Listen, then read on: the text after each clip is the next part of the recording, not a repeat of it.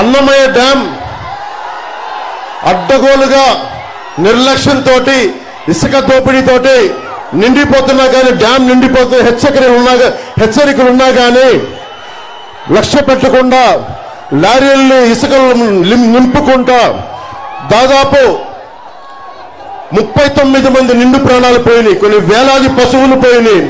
9 గ్రామాలు సర్వంగా మునిగిపోయినాయి. ఈ డ్యామ్ తెగిపోతుందని ముందుగానే హెచ్చరికలు ఉన్నా ఇసుక తవ్వకాలు లారీలను బయటికి తెచ్చుకునేందుకు కాలయాపన చేస్తా ఉన్నారు. 39 మంది చనిపోయారు ఆ రోజున. భారీ వర్షాల కారణంగా 15వ తేదీకే డ్యామ్ నిండిపోయిందని చెప్తా ఉంటే కూడా లష్కర్ రామయ్య గారు, ఒక సగటు లష్కర్, సామాన్యమైన లష్కర్ రామయ్య గారు ఆయన ప్రాణాల వల్ల, ఆయన చెప్పిన హెచ్చరికల వల్ల ఈ రోజున మిగతా వాళ్ళంతా బట్టగట్టారు. కానీ రాష్ట్ర ముఖ్యమంత్రి పేదలంటే ప్రేమ, ఎస్సీలంటే ప్రేమ, నాకు అన్ని కులాలంటే ప్రేమ అని చెప్పేవాడు అందరినీ గాలికి వదిలేశాడు. లష్కర్ రామయ్య గారు చేసిన దానికి నేను గుర్తించి, ప్రాణాలను కాపాడినందుకు గుర్తించి ఆయనకి 2 లక్షల రూపాయలు జనసేన పార్టీ తరఫున నేను ఆయనకి ఇచ్చి ఆయనకి శాలువా కప్పి సత్కారం చేశాను.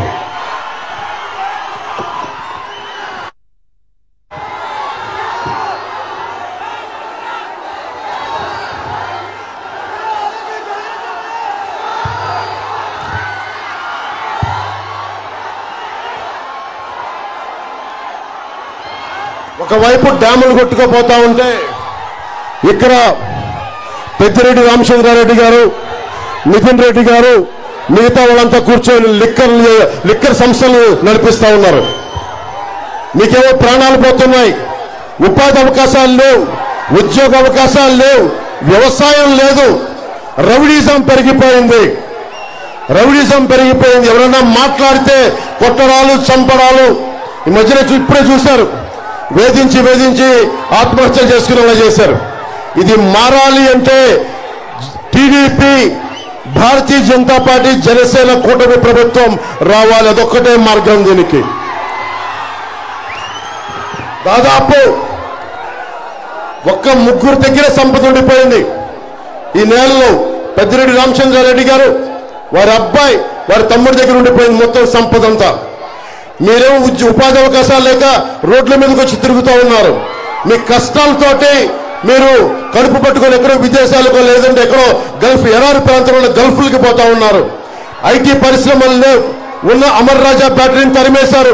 ఉపాధి అవకాశాలు కల్పించే అమర్ రాజా బ్యాటరీని తరిమేశారు. ఇక్కడి నుంచి తిరిగి పరిశ్రమలు తెచ్చుకోవాల్సిన అవసరం ఉంది. అలాగే ఉద్యాన పంటలకి మనం కాపాడుకోవాల్సిన అవసరం ఉంది. కోల్డ్ స్టోరేజ్లు కావాల్సిన అవసరం ఉంది. ఇవన్నీ కావాలి అంటే మనకి కూటమి ప్రభుత్వం రావాలి.